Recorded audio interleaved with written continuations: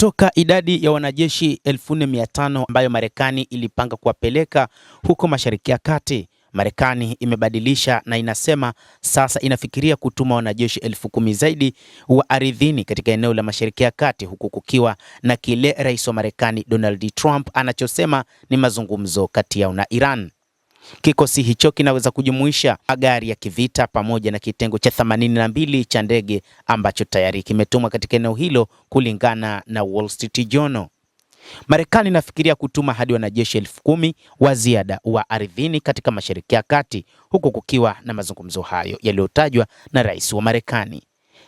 Wall Street Journal imeripoti mnamo Alhamisi usiku, ikiwa nukuu maafisa wa idara ya ulinzi wanaofahamu suala hilo. Wataalamu wamependekeza kwamba kutumwa kwa kitengo cha 82 cha anga kuna lenga moja kwa moja maslahi ya kimkakati ya Iran, kama vile kisiwa cha Kharj katika Ghuba ya Uajemi.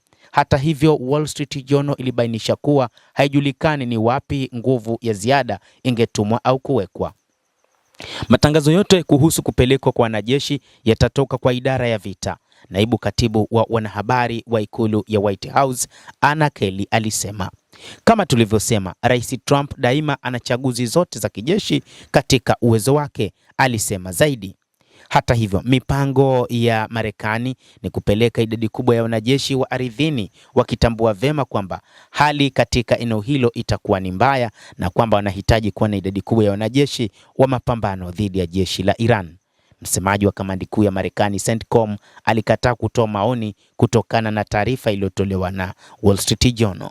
Rais Donald Trump wa Marekani alitangaza kusitisha vita kwa siku 10 kwa mashambulizi ya miundombinu ya nishati ya Iran mapema Alhamisi, ambapo Trump alitangaza katika chapisho la ukurasa wake wa mtandao wa kijamii wa Truth Social kwamba kwa ombi la serikali ya Iran, Marekani itasitisha kipindi cha uharibifu wa mitambo ya nishati hadi Aprili 6, akidai kuwa mazungumzo na serikali yanaendelea. Kusitishwa huku kunaendelea kwa siku 10 na kumalizika saa 2 usiku saa za kawaida za Mashariki tarehe 6, kulingana na Donald Trump.